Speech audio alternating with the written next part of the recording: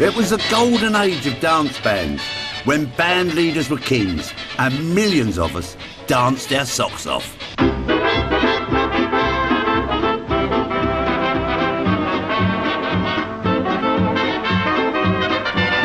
78s were made in their millions, and the record industry boomed.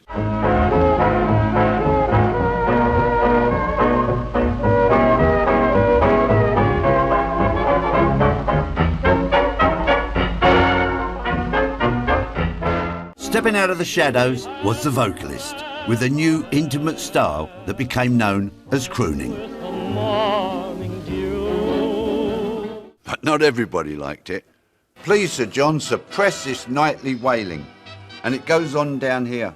Practically every radio critic throughout the country has expressed his personal abhorrence to crooning. If you read this, you won't believe it. It says, "But I can see no reason why crooning, which is a particularly odious form of singing, should not be obliterated straight away."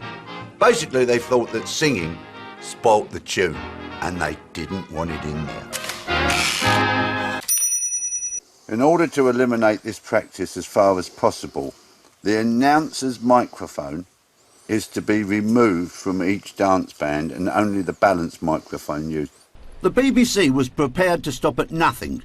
In 1929, they even banned singing, and the instrumental music could be enjoyed by those who simply wanted to dance.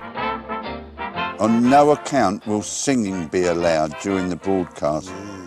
This quite definitely affects adversely the broadcast. So it was just pure music. There was no singing. It was, yes. You know, I guess this was. I think the idea was people used to roll up their carpets and dance to the radio. Yeah. How different to nowadays, because it's all about the vocalist. Right. And in those days, it was all about the band. Toes tapping, subtle differences started to emerge between the American and the homegrown sound. Well, Derek, now can you give me an example of the way the Americans would play a tune and the way the British would back in the 20s and 30s? We've chosen the tune Crying for the Carolines. We're going to begin with an American-style version of this.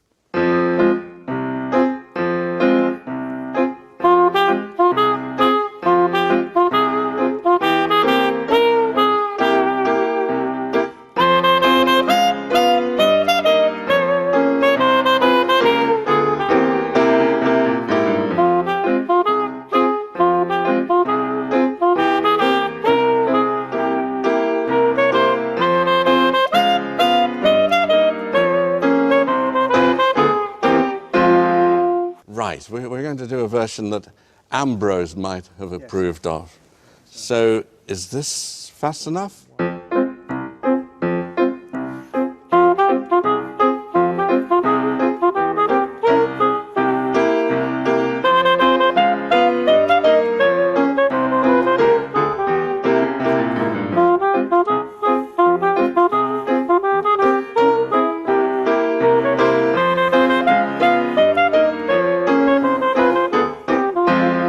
This has a kind of bounce, don't you? Yeah. Sort of dancey bounce to it. And so to song. A light song, a bright song, the right song. But for some, these hot new sounds were just a bit too racy. I think one of the biggest worries after the First World War was Americanization of British taste.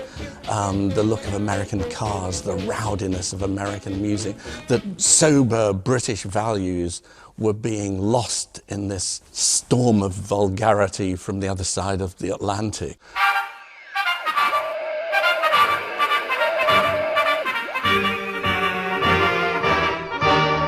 But one place where all musicians wanted to be heard was on the newly formed BBC, which launched its first radio service in 1922. The BBC's boss, John Reith, held a tight grip on the broadcaster, guiding it with his own strong moral code.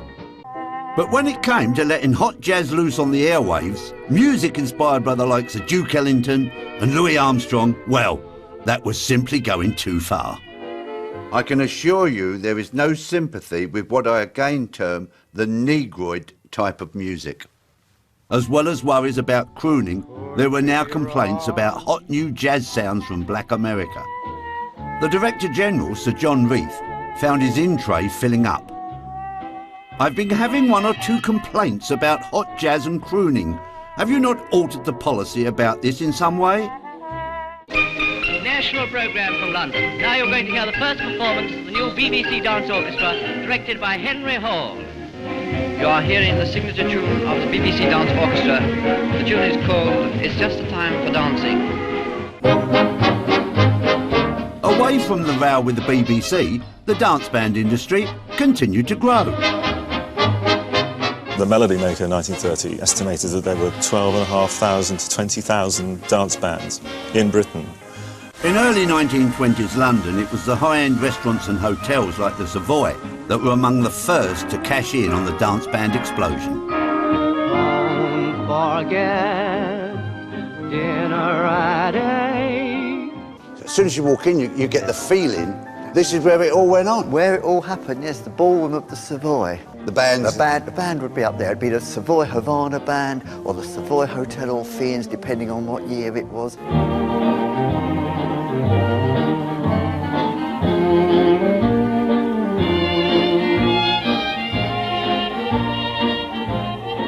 Roll up the carpet, push back the chairs, get some music on the radio.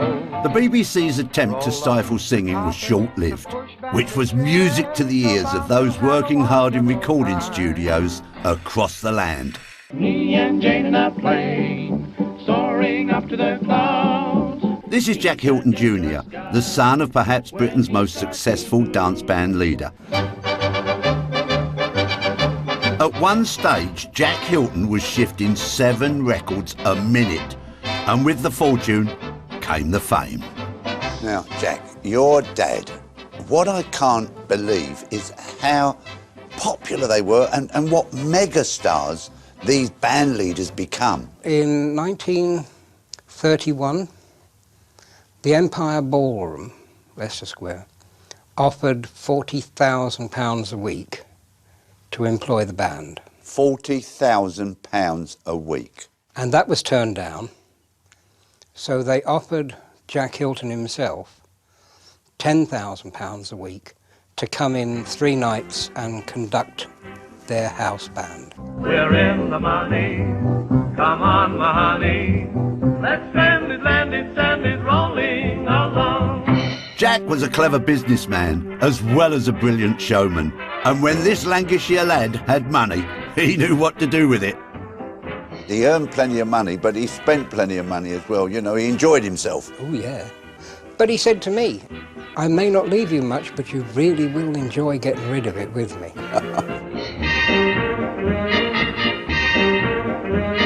Jack Hilton was certainly a busy man, with recording sessions and a touring schedule that would make your eyes water. 1929 was the famous year. They did over 700 concerts, travelled 63,000 miles, and sold 3.2 million records. And when they toured the continent, some preferred the casinos. Now, Ambrose was a great gambler. In Biarritz, he lost £28,000 in one night, and we're talking about the 30s. And they didn't have enough money to pay the band, so the singer had to come back to London to get some money to pay the band. But with the outbreak of war, the dance band scene was about to change forever. The dust of the war finally settled on a new world order. Things had moved on, and a new generation wanted to listen to something different. The band struggled on, but it was never the same again. Tonight I mustn't think of her, no more memories.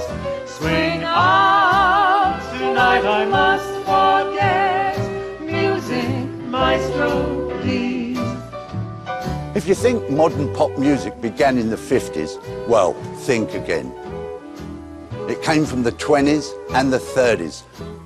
The music and the dance were a match made in heaven. Because I still get a thrill thinking of you. I recall that it ended too soon. I can't believe you're gone. Memories linger on. 'Cause I still get a thrill thinking of you.